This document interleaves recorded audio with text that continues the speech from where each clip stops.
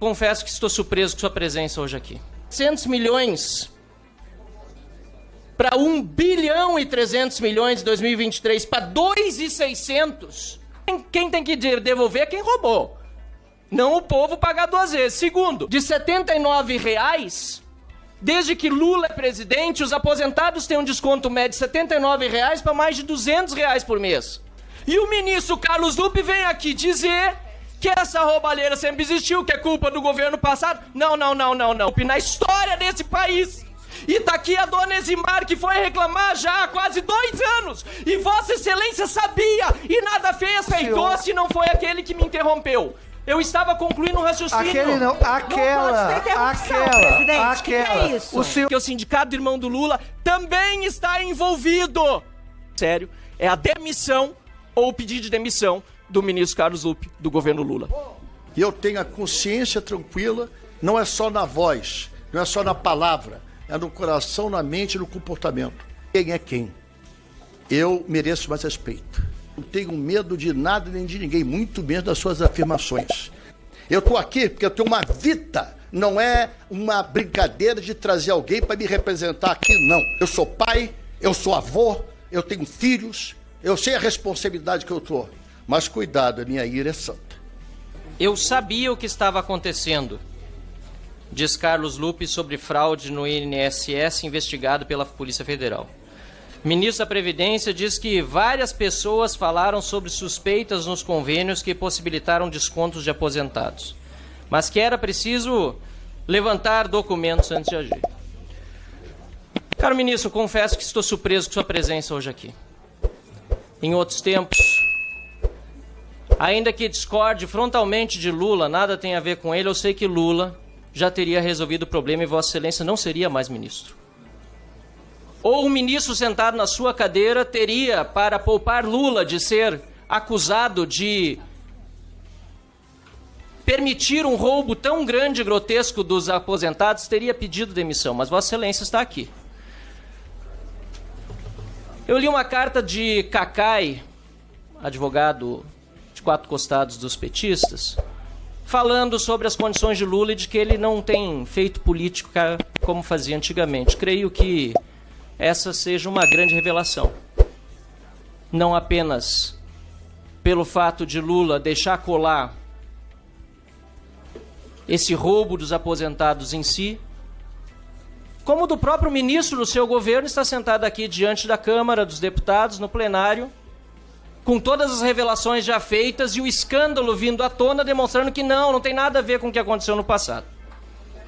A narrativa que se está se fazendo aqui é de que sempre se roubou no INSS. Isso nós sabemos. Aliás, quando eu nasci, poucos anos depois, eu via no Jornal Nacional a Georgina e tantos outros escândalos ao longo do tempo. Agora, esse gráfico, como nós temos aqui, saltando de 2022, de 700 milhões para 1 bilhão e 300 milhões em 2023, para 2.600 de descontos não autorizados em grande parte, porque aqui certamente tem descontos também autorizados, isso não existiu nunca antes na história desse país. Essa roubalheira sob o governo do PT, na pasta que Vossa Excelência administra hoje, é inédita, desse tamanho, é absurda. Não que outras fraudes não fossem, todas são e todas devem ser fiscalizadas. Mas Vossa Excelência disse aqui, inclusive, que lá pelas tantas demitiu o diretor seu, que foi superintendente no governo passado, mas não disse o nome do André Fidelis, diretor do Girbem, que depois, olha só, vem integrar uma diretoria de um sindicato que aproveitou justamente essa roubalheira. Eu quero reforçar as perguntas da deputada Adriana Ventura, porque ela pergunta aqui muito pertinentemente sobre as devoluções que o governo diz que vai fazer. Como fará, se vai fazer mesmo? Primeiro, quem tem que devolver é quem roubou.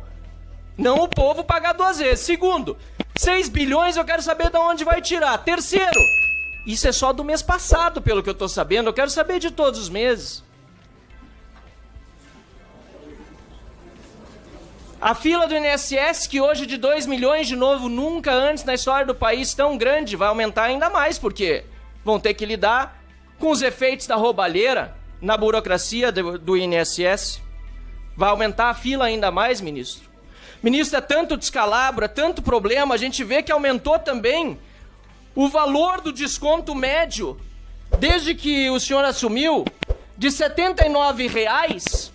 Desde que Lula é presidente, os aposentados têm um desconto médio de R$ 79,00 para mais de R$ 200,00 por mês.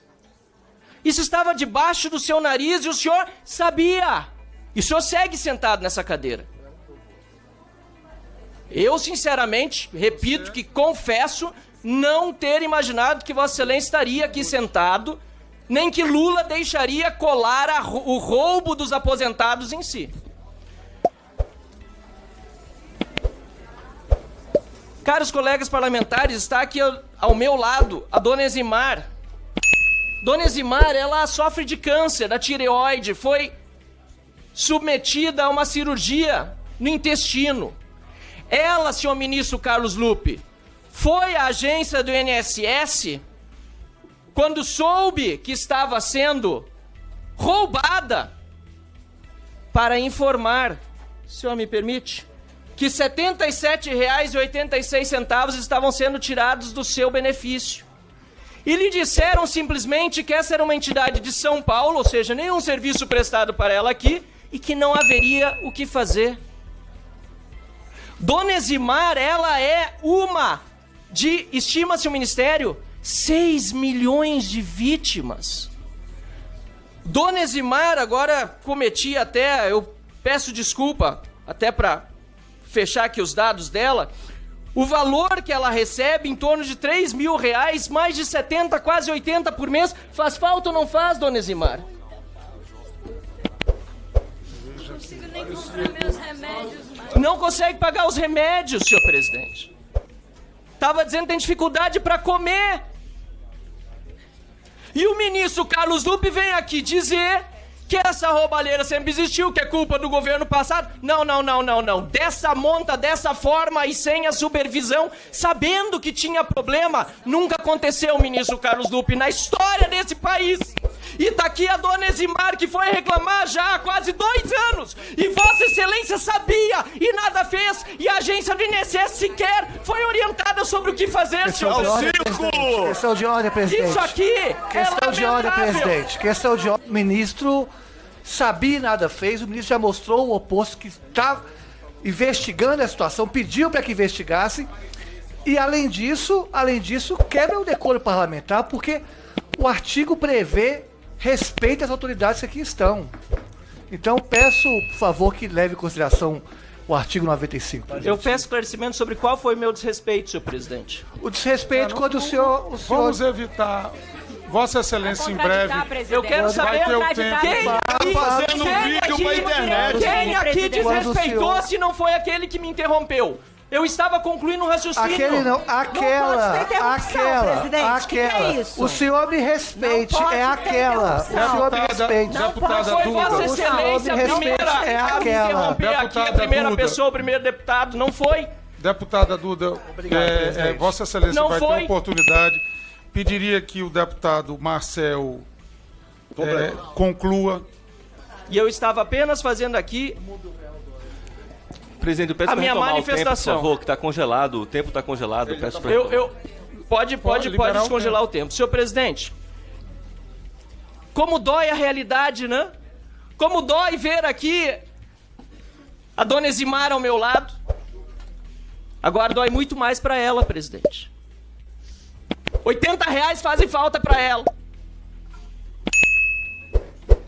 6 milhões de pessoas.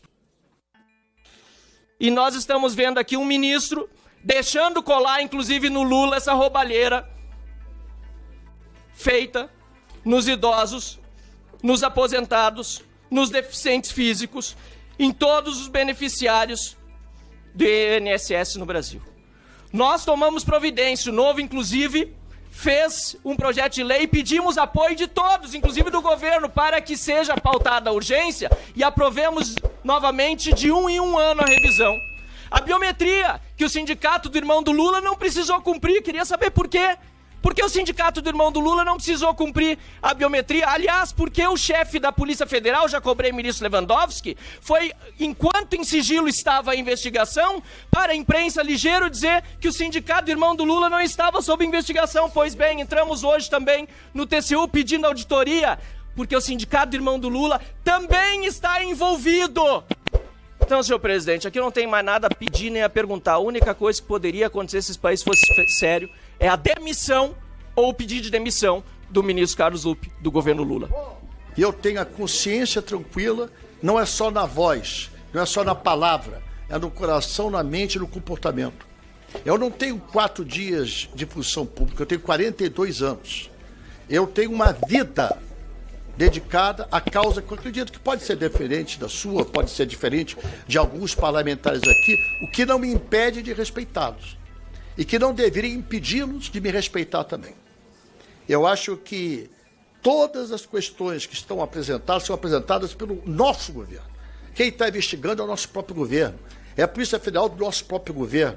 É a CGU do nosso próprio governo.